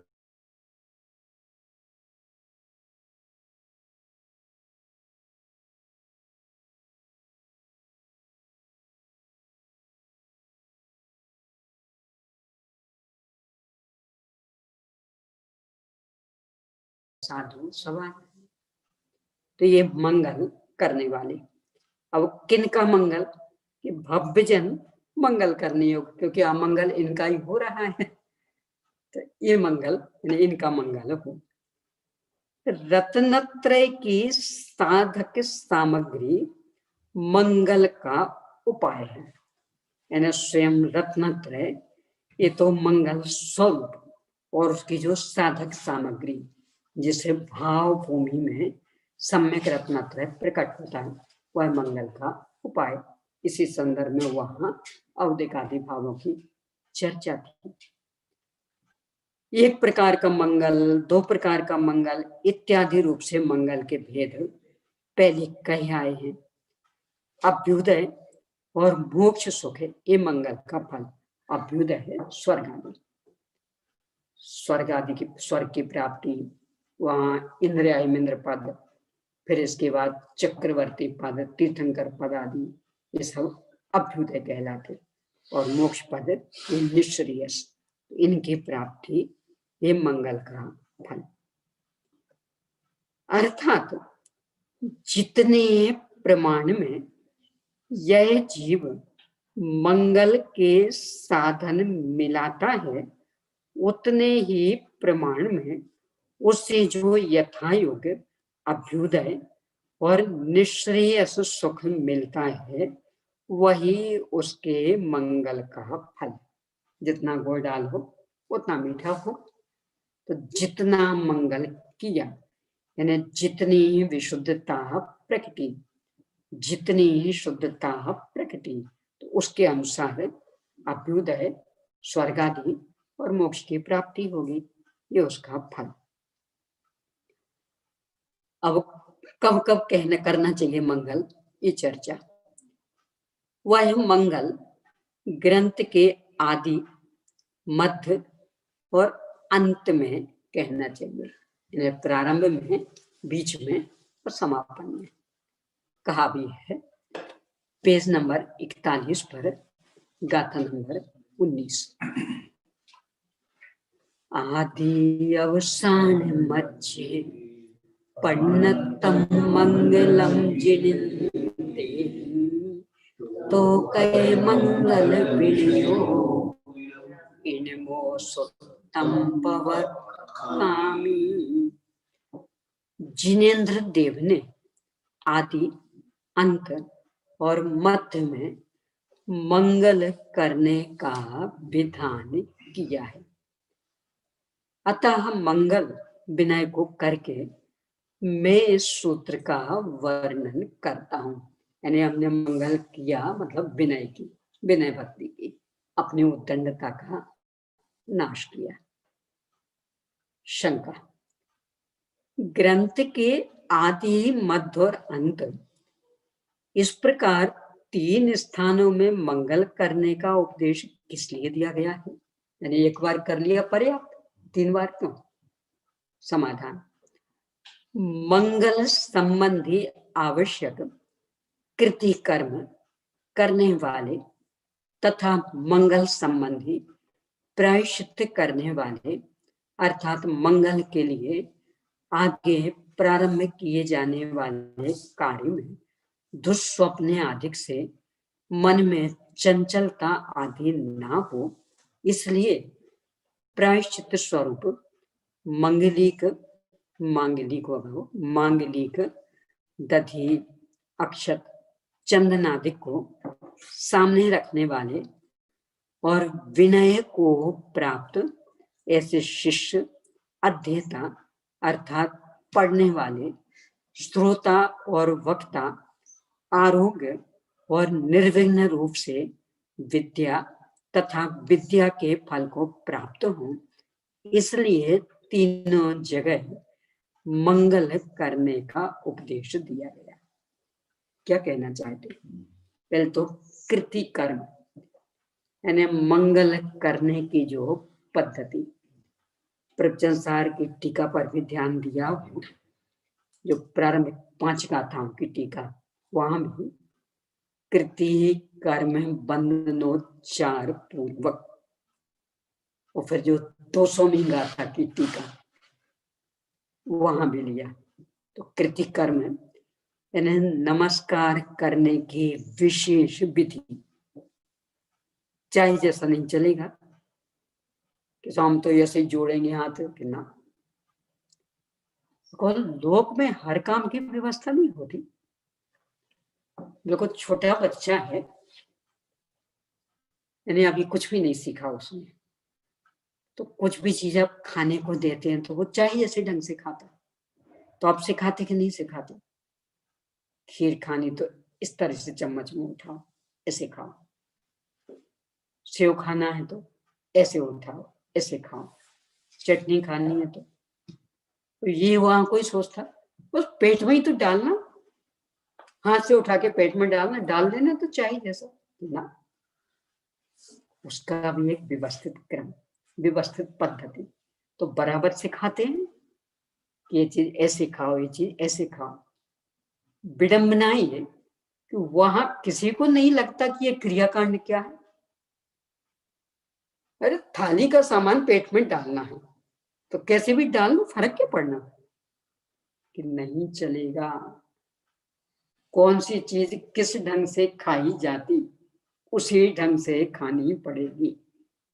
यानी रोटी कैसे खाई जाती और खीर कैसे खाई जाती, तो बराबर वो सिखाते। धर्म कर लो कैसे भी, और ज्यादा कुछ किया, हाथ ऐसे क्यों जोड़े, ऐसे नहीं ऐसे, अरे क्या क्रिया करने लगा रखा आपने। यानी कितनी सोच गंदी हो गई। लोक में हर चीज सुव्यवस्थित। ये अंगूठे वाले मोजे नहीं हो, क्योंकि अंगूठे वाले में तो स्पष्ट पैर का हिसाब, पर बिना अंगूठे वाले हो तो उनमें कोई खास फर्क तो पड़ता नहीं। तो चाहे जो चाहे जिस पैर में डाल लो। और बच्चा डाले तो क्या करते, नहीं बेटा देख ये यहाँ का थोड़ा बड़ा है ना, इसका मतलब ये इस पैर का, और ये इस तरफ का छोटा मतलब इस पैर का। यानी अंगूठे वाले में तो स्पष्ट चिन्ह नहीं बना, पर बिना अंगूठे वाले हो तो भी व्यवस्थित पहनना सिखाते। वहां नहीं लगता क्रियाकांड। अरे पहनने से मतलब, ठंड बचाने से मतलब पहन लेने तो कैसा भी नहीं, बाएं पैर का बाएं पैर में, दाएं पैर का दाएं पैर में, चाहे जैसा नहीं चलेगा। अकेला बस धर्म में ही लगता है सारा क्रियाकांड। हाथ जोड़ लो कैसे भी नहीं चलेगा। एक कृति कर्म यानी कैसे जोड़ना, ढोक देना तो कैसे देना, इसका पूरा व्यवस्थित लिखा हुआ। इसकी जो 11वीं पुस्तक आएगी उसमें कृति कर्म का बहुत विस्तार से वर्णन। वो तो कब आएगी भगवान जाने क्योंकि अपनी जिस गति से चल रही है स्थिति, तो इस सत्र में एक ही पूरी होने की संभावना दिखती है। इसमें 3-4 महीने कर सकते हैं। इसके पीछे जो सूत्र दे रखे हैं, जैसे 177 सूत्र है, तो ये भी पढ़े और रोजाना 2-2, 3-3 सूत्रों को भी सामान्य रूप से ले रहे हैं, तो हो सकता है कि नहीं हो पाएगा। देखो ये विषय ऐसे है, नहीं, ये तो पूरा तो पढ़ना ही है, नहीं तो फिर समय कहाँ रह जाता। लेकिन अभी जैसे अपन 3 बजे तक या 2:45 बजे तक इसको ले रहे हैं, ये विषय आधा घंटा उन सूत्रों को नहीं, ये विषय तो हमारा ऐसे नहीं है, ये विषय ऐसे नहीं है। यानी इन विषयों में अन्य मिला तो वो भी बीच का ही रह जाएगा, ये भी। वो तो जब जो चलता है पूरा उसका स्वाद ले तो ही मजा आएगा।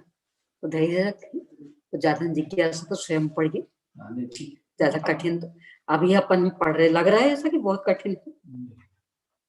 ये तो भय का भूत बना रखा था, कठिन कठिन कठिन। अभी तक जितना आया ऐसा कुछ लगा कि भगवान ये कितना कठिन हो रहा है, तो ऐसा ही पूरा। यानी मात्र चौथी पुस्तक में थोड़ा गणित भाग आएगा जो थोड़ा सा कठिन जाएगा, बाकी एकदम सरल, एकदम रोचक। तो भय का भूत भगा दो और ज्यादा जिज्ञासा तो स्वयं पढ़ना। मैं तो ये कहना चाह रही हूँ कि नमस्कार आदि की भी एक व्यवस्थित विधि है। तो यहाँ कह रहे उस विधि के अनुसार, यानी मनमाना नहीं कि हाथ ही तो जोड़ लो चाहे जैसे, तो नहीं चलेगा। हाथ जोड़ना तो यूं जोड़ना, यानी अंगूठे यूं फंसा के, यूं नहीं, बंदूक नहीं चलाना है, यूं ऐसे फंसा के, और अंजुली ये अपने फूल की वो होती ना पंखुड़ी जिसमें से फूल खिलता, वैसी कि भगवान हम वो कली हैं पंखुड़ी, अब हमें खिलना है। फूल की बॉडी देखी होगी ना, कोई भी फूल की कैसी होती बॉडी, अब फिर वो धीरे धीरे खिलती। तो हम बॉडी बन के आए हैं, अब आपको देख करके हम अपना फूल विकसित करेंगे। इसलिए यूं, और चाहे जहां नहीं सामने, ऐसे चिपका के नहीं, बहुत दूर भी नहीं, ऐसे भी नहीं, ऐसे भी नहीं, एकदम बिल्कुल सामान्य इस तरह से। और आवर्त करना है बाएं से दाएं ओर, सीधे रख करके ये सब उसमें आएगा विस्तार से, कितने कहाँ आवर्त करना, शुरुनपी यानी सिर कितनी बार झुकाना, कहाँ कितनी बार, तो सारी विधि से। तो मंगल संबंधी आवश्यक कृति कर्म करने वाले तथा मंगल संबंधी प्रायश्चित करने वाले, कदाचित लापरवाह हो गए हो हम, असावधानी हो गई हो, तो प्रायश्चित भी, अर्थात मंगल के लिए आगे प्रारंभ किए जाने वाले कार्य में दुस्वप्न आदि से, रात्रि में आ जाए खोटे स्वप्न आदि, तो मन में चंचलता हो जाए, तो वो ना हो, इसके लिए प्रायश्चित आदि। प्रायश्चित के ऐसा साधन, यानी एक प्रकार से वो दंड व्यवस्था, तो उसको स्वीकार कर लेते हैं, तो जो वो आत्मग्लानि चल रही थी वो नष्ट हो जाती, मन भी शुद्ध हो जाता, इसलिए प्रायश्चित लिए जाते। तो दुस्वप्न अधिक से मन में चंचलता आदि ना हो, इसलिए प्रायश्चित स्वरूप प्रज्ञा के सामने रखना, मांगलिक दही, अक्षत, चंदन आदि को सामने रखने वाले। ये पहले जब बच्चे को पढ़ने के लिए भेजते थे तो सबसे पहले दिन जब अध्यापक के पास से बिठाते तो वो स्लेट पर बराबर ये सब प्रक्रिया होती थी।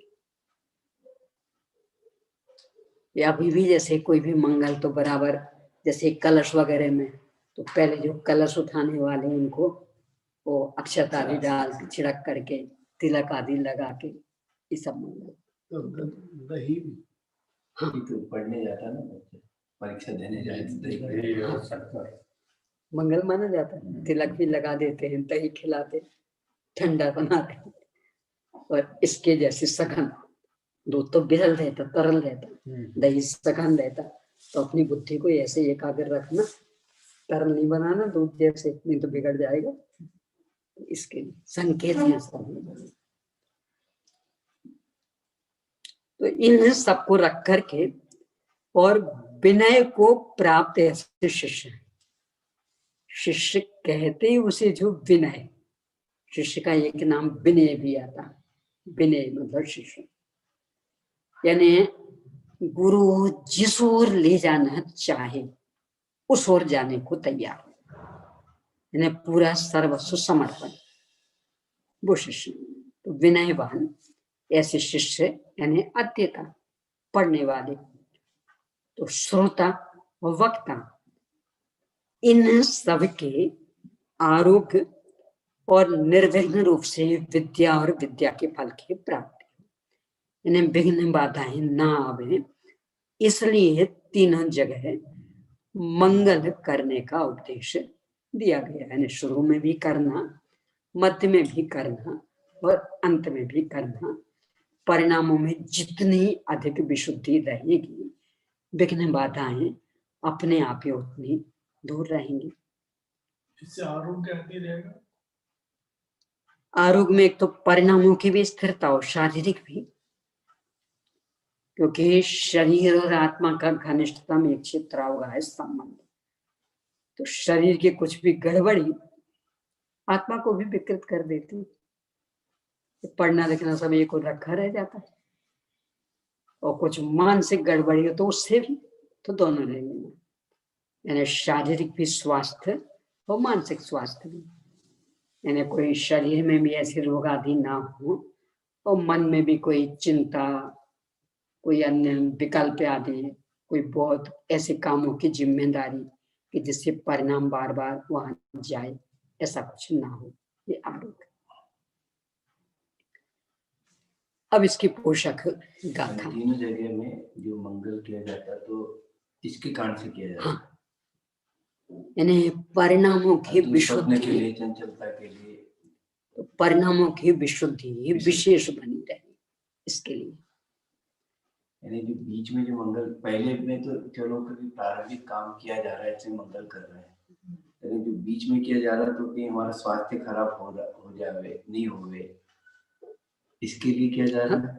वो परिणाम में एकाग्रता, देखो अपन ऐसा नहीं, हाँ, कोई भी काम करे बहुत लंबे काल तक काम करें, देखो ये ऐसा नहीं, ये विधान आदि करते तो विधान तो स्वयं पूजन भक्ति है, तो उसके बीच में अन्य भक्ति क्यों लेते, कि वही पढ़ रहे थे ना, तो पढ़ते पढ़ते थोड़ा सा आलस आने लगता है, बोर माने लगते, तो थोड़ी सी एक अलग लय की भक्ति, और उसमें थोड़ा गाना बजाना हो जाए, हलन चलन हो जाए, थोड़ा नाच गाना हो जाए, तो फिर से ताजगी आ जाती, और फिर उसी विधान को पढ़ो तो हाँ, इसके लिए 20 में लिया है डिटेल।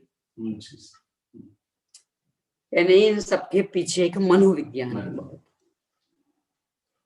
क्योंकि लगातार उस काम को करते रहे तो थोड़े से परिणाम शिथिल हो जाते, तो थोड़ा सा उपयोग बदल के इस तरह का किया, फिर पुनः उत्साह आ जाएगा। यानी वो भक्ति आदि में थोड़ा सा नचा दिया, अथवा ताली वगैरह बजवा दी, और फिर वही विधान पढ़ो, तो एक अलग उत्साह आता है। वो लगातार पढ़ते रहो तो लगता है जैसे बोर हो गए सब, भार जैसा हो गया जैसा। गाथा द्वारा इसे स्पष्ट कर रहे हैं। आदिमी भद्र वैनम शिष्या लहु पारया हवन्ति मध्य अवोचिति विच्चा विच्चा फलम चरिमे। शिष्य सरलता पूर्वक प्रारंभ किए गए ग्रंथ अध्ययन आदि कार्य के पारंगत हों, इसलिए आदि में भद्र वचन अर्थात मंगलाचरण करना चाहिए, यानी जिससे शिष्यों के मन में विशुद्धि बढ़े और वे इस कार्य में एकाग्रता पूर्वक संलग्न हो जाएं। प्रारंभ किए गए कार्य की विच्छुद्धि ना हो, यानी वो टूटे ना, खंडित ना हो, इसलिए मध्य में मंगलाचरण करना चाहिए। और विद्या तथा विद्या के फल की प्राप्ति हो, इसलिए अंत में मंगलाचरण करना चाहिए। इस तरह से 3 जगह मंगल करने का विधान है और भी इसी संदर्भ में लिया है। संस्कृत पद्य है पेज नंबर 42 पर 21 में। विघ्ना प्रणश्यन्ति भयं न जातु न दुष्टे देवा परिलंघयन्ति अर्थान्यथेष्टांश्च सदा लभन्ते जिनोते मानां परिकीर्तनेन। जिनेन्द्र देव के गुणों का कीर्तन करने से, कीर्तन वर्णन नामोच्चारण करने से विघ्न नाश को प्राप्त होते हैं, कभी भी भय नहीं होता। वे 3 लोक के नाथ का स्मरण रहे तो भय से मुक्त। दुष्ट देवता आक्रमण नहीं कर सकते, यानी 3 लोक के नाथ का स्मरण हो तो भूत प्रेत व्यंतर आदि ये परेशान नहीं करेंगे। और निरंतर यथेष्ट पदार्थों की प्राप्ति होती है, यानी विशुद्धता रहेगी, पुण्य का बंध होगा तो उसके उदय में अनुकूलता बनी रहेगी। अब इसी पर आगे एक और पद। आदौ मध्ये वसाने च मंगलम भासितं बुधे तज्जिनेन्द्र गुण स्तोत्रं तद विघ्न प्रसिद्धे। विद्वान पुरुषों ने प्रारंभ किए गए किसी भी कार्य के आदि मध्य और अंत में मंगल करने का विधान किया है। वह मंगल निर्विघ्न कार्य सिद्धि के लिए जिनेन्द्र भगवान के गुणों का कीर्तन करना ही है, यानी और अलग से कुछ नहीं करना है, बस भगवान का नाम स्मरण, विशुद्ध भाव से भगवान का नाम स्मरण, उनके गुणों का चिंतन। अब मंगल के भेद प्रभेदों की ओर विषय बढ़ रहा है। वह मंगल 2 प्रकार का है, निबद्ध मंगल और अनिबद्ध मंगल। जो ग्रंथ के आदि में ग्रंथकार के द्वारा इष्ट देवता नमस्कार निबद्ध कर दिया जाता, लिख दिया जाता है, अर्थात श्लोकादि रूप से दर्शा जाता है, उसे निबद्ध मंगल कहते हैं। और ग्रंथ के आदि में जो ग्रंथकार के द्वारा देवता को नमस्कार निबद्ध नहीं किया जाता, यानी ऐसे मौखिक कर लिया, पंच परमेष्टि भगवान को नमस्कार हो, वो फिर लिखने लगे तो विषय लिखा पर नमस्कार हमने ऐसे मौखिक कर लिया, ये कहलाएगा अनिबद्ध मंगल। यानी उसको लिपिबद्ध नहीं किया, लिखा नहीं, उसे अनिबद्ध मंगल कहते हैं। यानी लिखित रूप में जो किया वो निबद्ध मंगल, और मौखिक रूप में जो किया वो अनिबद्ध मंगल। विशेषार्थ, ग्रंथकार जो मंगल पाठ स्वयं रचकर ग्रंथ में निबद्ध करता है उसे निबद्ध मंगल कहते हैं। जो अन्य रचित मंगल पाठ ग्रंथ में लिखा जाता है या मौखिक किया जाता है उसे अनिबद्ध मंगल कहते हैं। अनिबद्ध में इन्होंने दो ले लिए, या तो मौखिक करें अथवा लिखें पर वो स्वयं का बनाया हुआ नहीं, अन्य का। तो अन्य के बनाए हुए मंगल को लिखा तो वह भी अनिबद्ध मंगल कहलाएगा, और मौखिक किया तो वो भी अनिबद्ध मंगल। इस व्यवस्था के अनुसार छठे खंडागम के प्रारंभ में दिया गया नमोकार मंत्र निबद्ध मंगल है। यानी उसे हम आचार्य पुष्पदंत स्वामी ने इसको बना के लिखा है। उनमें से यह जीवस्थान नाम का प्रथम खंडागम निबद्ध मंगल है, क्योंकि ये तो इमे सिम चौदसन्नम जीव समासानम इत्यादि जीवस्थान के सूत्र के पहले नमो अरिहंताणम इत्यादि रूप से देवता नमस्कार निबद्ध रूप से देखने में आता। एक खंडागम की चर्चा पहले भी अपन ने की थी कि पहले खंड सिद्धांत नाम दिया था, फिर सिद्धांत यानी आगम तो खंडागम, और फिर देखा कि 6 भाग तो छठ खंडागम। इस तरह से कालांतर में छठ खंडागम प्रसिद्ध हो गया। तो इस छठ खंडागम का जो पहला खंड जीवस्थान, उसमें ग्रंथ तो शुरू होगा ये तो इमे से चौदसन्नम जीव समासानम यहाँ से, और उसके पहले जो नमोकार मंत्र लिखा निबद्ध मंगल। शंका, अब ये शंका समाधान बहुत गजब का। इस तरह से आप शास्त्र लिख रहे हैं ना, शास्त्र मंगल है कि अमंगल? यदि मंगल है तो मंगल के लिए और क्या मंगल करना, और अमंगल है तो उनके लिखने का मतलब क्या?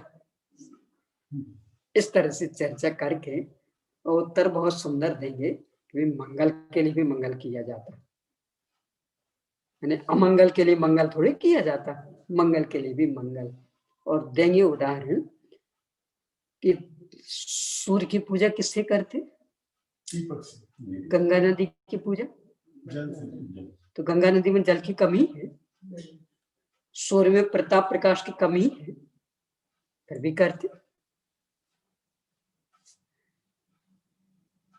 ये बेटा कहीं गया हुआ है, अब वो वहां से सबके लिए सामान लाया। जब गया था ना तो पिताजी ने रुपए दिए थे, वो पिताजी के लिए सामान लेके आएगा कि नहीं? तो रुपए तो कमाई तो पिताजी की थी, तो भी लेके आए। तो पिताजी का सम्मान पिताजी की कमाई से कर। तो जैसे ये चलता है ऐसे यहाँ कि शास्त्र मंगल तो भी परिणामों में विशेष विशुद्धि आ जाए, इसके लिए उस मंगल का भी मंगल किया जाता है। शंका है क्या? चलिए फिर बंद कर, बोलिए। लक्ष्य और उपयोग समझ में नहीं आ रहा है। एक उपयोग की पर्याय के 2 अंश हुए, यदि प्रगत और लब्ध साथ चल रहा। एक उपयोग की पर्याय के 2 अंश नहीं, एक ज्ञान पर्याय के 2 अंश। एक ज्ञान पर्याय के 2 अंश, लब्धि रूप और उपयोग रूप। तो उस ज्ञान पर्याय का जितना अपन उपयोग कर रहे हैं, यानी उस ज्ञान पर्याय को जितना काम में ले रहे वह है उपयोग, और जितना काम में नहीं ले रहे वह लब्धि। देखो इसको ऐसा ले, घर में भोजन बना, मान लो 10 व्यक्ति हैं, तो 10 व्यक्तियों के हिसाब से भोजन बना, उसमें आपके सामने आपके हिसाब से थाली लग के आई, तो थाली पूरी आपकी। ये तो हो गया लब्धि। अब उसमें से आप एक एक गिलास उठा के खा रहे हैं, ये उपयोग। तो पहले बैंक में आपका 1 लाख रुपया है, हाँ, और आपको महीने में 100 रुपए 500 रुपए चाहिए, हाँ, आपने 500 निकाले, वो उपयोग है, बाकी वो आपका खजाना रखा है, ये। लाभ दे। पहले वो है प्रकट पर्याय में, पर प्रकट पर्याय उपयोग नहीं, प्रकट पर्याय तो ज्ञान की पर्याय, और उस ज्ञान की पर्याय में चूंकि ताकत बहुत है, तो जितनी ताकत का हम उपयोग कर रहे हैं, जितनी ताकत को काम में ले रहे वह उपयोग, और जितनी ताकत ऐसी सुरक्षित रख रहे वो लब्धि, यानी एक ज्ञान पर्याय।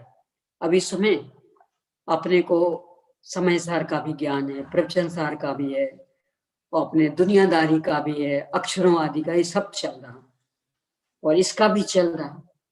और अभी उसमें से इस संबंधी में इस संबंधी ज्ञान में अपन ने लगाया, तो ये उपयोग, और बाकी जो चल रहा वो सब लब्धि। तो ये लेकिन होता दोनों एक साथ, क्योंकि नहीं हो तो वो पहले का पूरा साफ हो जाए, तो प्रति समय चल रहा। और यही कारण कि जैसे ही अगले क्षण उसे निकालते तो वो हो जाता मुक्त। यानी अभी षटखंडागम पढ़ते समय भी समय सार का ज्ञान धारणा में पूरा चल रहा, तो जैसे ही उसको निकालते तो तत्काल वो निकल आता, और नहीं चल रहा होता तो नहीं निकलता, साफ ही हो जाता। हाँ जी। तो पर्याय के 2 अंश हो रहे हैं, तो स्व प्रकाशन लब्ध है इस समय। इसमें ही है कि मूल में तो स्वयं प्रकाशन सामान्य रूप में हमेशा उपयोगात्मक। कैसे? मैंने षटखंडागम को जाना, मैंने समय सार को जाना, तो जिस समय षटखंडागम को जाना उस समय सार को जाना, ये लब्धि में आ गया। फिर उल्टा कर दें, मैंने समय सार को जाना, फिर षटखंडागम को जाना, तो जब समय सार को जाना तो षटखंडागम लब्धि में आ गया, परंतु मैंने वो दोनों में एक सा रहा।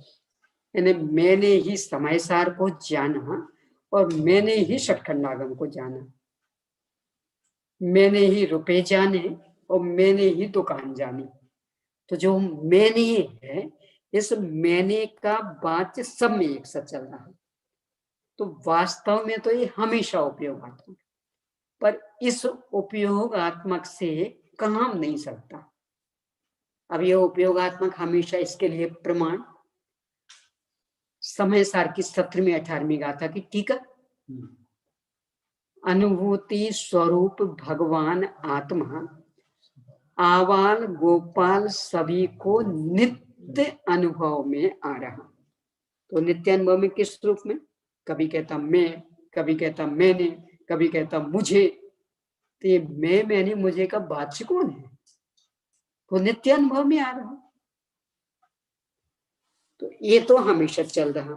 और प्रमाण परीक्षा मुख सूत्र, कर्म बत कर्तृकरण क्रिया प्रतीते घटम अहम आत्मना वेदमी सोन्मुक्तया प्रतिभासनम स्वस्य व्यवसाय शब्दानुच्चारणे भी। ऐसे वहां सूत्र हैं पहले अध्याय में, पहले परिच्छेद में, पहले अनुच्छेद में, वहां परिच्छेद नाम दिया, प्रथम परिच्छेद। हाँ, तो ये लिख रहे हैं, मैंने स्वयं से घड़े को जाना।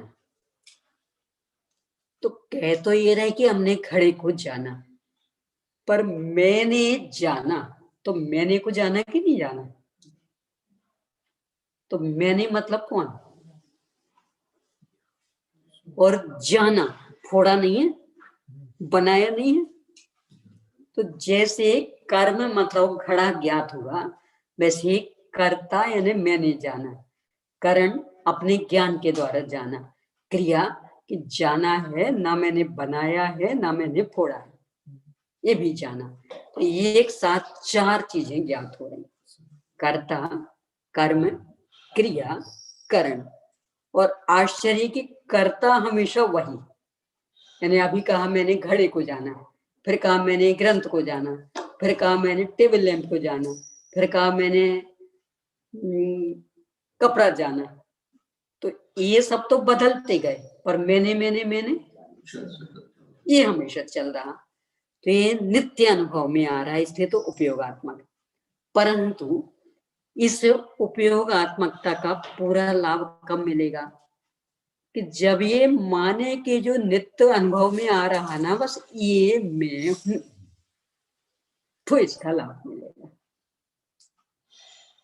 यानी पर प्रकाशन के समय भी सामान्य रूप में स्वयं प्रकाशन उपयोग में चल रहा है, अन्यथा तो पर प्रकाशन भी ना हो। यानी मैंने घड़ी जानी है, कब कह सकते हैं कि जब मैंने की जानकारी चल रही हो तब, क्योंकि आपकी जानकारी के संदर्भ में तो हम नहीं कह सकेंगे कि मैंने घड़ी जानी। तो मैंने का जो वाच्य है वो निरंतर ज्ञान में चल रहा हो तो ही कह सकते कि मैंने जानी, अथवा अंधेरा है मुझे ज्ञात मुझे नहीं दिख रहा। तो इसका मतलब मैंने का वाच्य ये हमेशा उपयोग में चल रहा है, पर एक सामान्य रूप में। अब ये ही मैं हूं ऐसा स्वीकार कर ले तो ये विशेष हो गया, आत्मानुभव हो जाए, आकुलता खत्म हो जाए। ये 5 प्रकार के मंगल में ज्ञान, दर्शन और तीन मुक्ति, इन्हीं 5 का अंतर्भाव क्यों किया गया है? ऐसा नहीं, कोई भी ले सकते,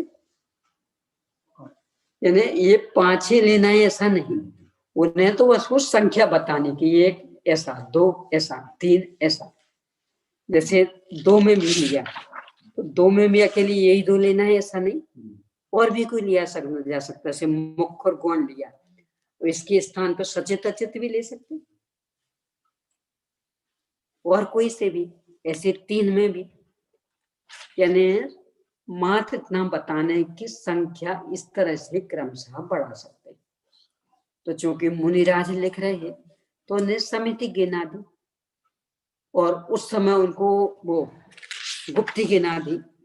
कदाचित और कुछ उपयोग में होता तो गुप्ती नहीं गिना करके और भी गिना सकते थे कुछ। ने 5 की संख्या करनी थी तो 5 में कुछ भी ले सकते थे, 5 समिति भी ले सकते थे, पंचाचार भी ले सकते थे, और आचार्य ने लिए ही ना, यानी 1 2 3 4 5 आदि लेते, पंचाचार भी ले लेते हैं। पर की ओर से तो पंच परमेष्ठी ले लेते हैं, 5 व्रत ले लेते हैं, बहुत सारे। तो ये तो एक संकेत है कि इस तरह से भेद करते जाइए। हाँ, जब ज्ञान में अनुभूति स्वरूप आत्मा निरंतर आ रहा है तो उपयोग हमेशा बाहर ही घूमता है, एकाग्रता कैसे हो? हाँ, आत्मा तो निरंतर आ रहा अनुभव में, पर विडंबना ही है कि उसके साथ जो अन्य की ओर उपयोग जा रहा उसे हम मुख्य कर लेते हैं, इसकी उपेक्षा कर लेते हैं।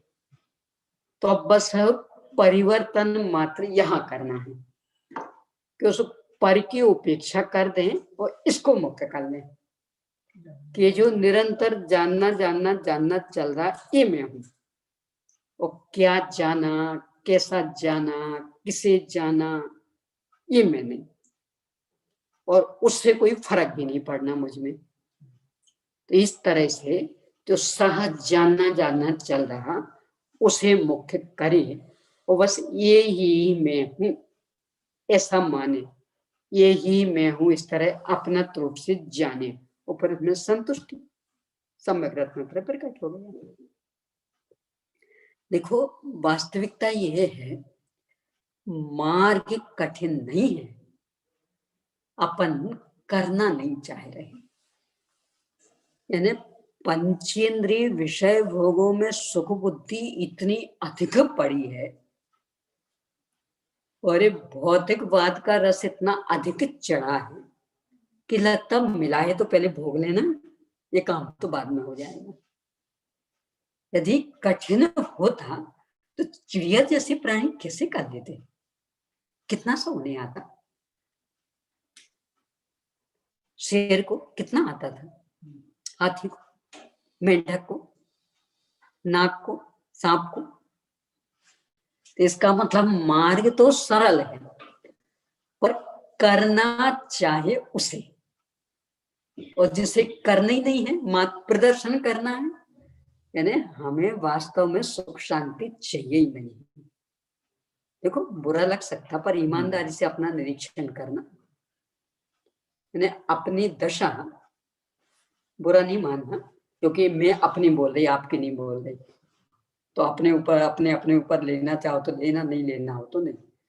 अपनी दशा उस कुत्ते जैसी है कि जिसको सारी सुविधाएं दी हैं मालिक ने, यानी बढ़िया सोने के लिए, बढ़िया खान पान, सब कुछ, फिर भी यदि उसे छोड़ते हैं जाके उस कूड़े घर पे जाएगा, वहां का कुछ ना कुछ खाने की कोशिश करेगा और मलमूत्र भी वहां विसर्जित करने की कोशिश करेगा, भले नहीं आ रही हो ना तो जबरन।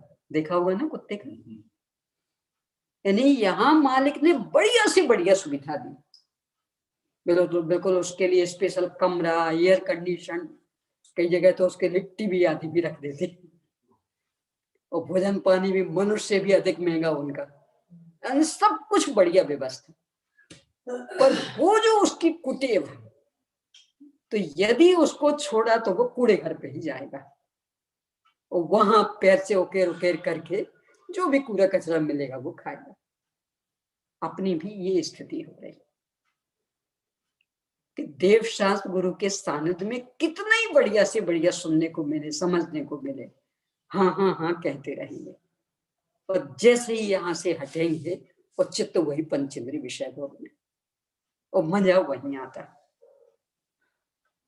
कह लेते हैं कि नहीं हम बहुत दुखी हैं, बहुत दुखी, तो लगता है हाँ कोई शरीर में बीमारी आ जाए तो मान लेते दुखी, कदाचित गरीबी आ जाए तो मान लेंगे दुखी, पर भाग्य से सब कुछ अनुकूल चल रहा हो तो जिस भाव से जिनवाणी माँ के सामने कहते हम दुखी, अंतस्थल स्वीकार करता है कि हम दुखी।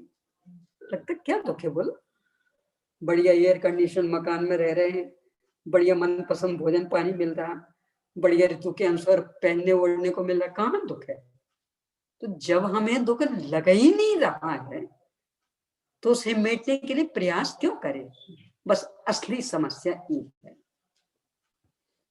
यानी इतना सरल मार्ग है जो अपने को कठिन हो रहा, उसके पीछे बस ये कारण प्रदर्शन में जी रहे, अंतस्थल से हमें मोक्ष अच्छा नहीं लग रहा। क्यों? क्योंकि हम दुखी हैं ही नहीं, हम तो सुखी, तो सुखी व्यक्ति थोड़ी सुख को खोजेगा। हाँ ठीक है, समय भी हो गई है। निज निज निज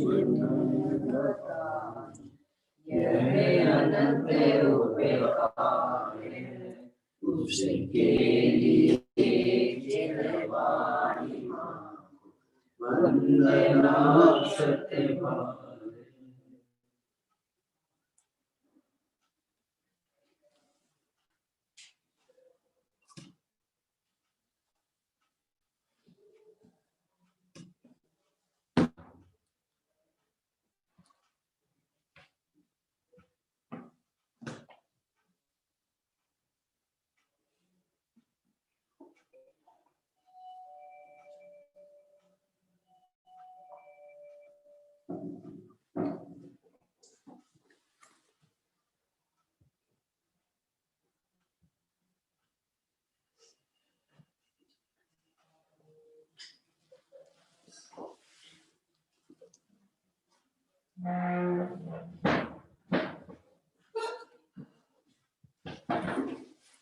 ये द्वादशांगमयी जिनवाणी माता की जय, अहिंसामयी जैन धर्म की जय, पंच परमेष्ठी भगवान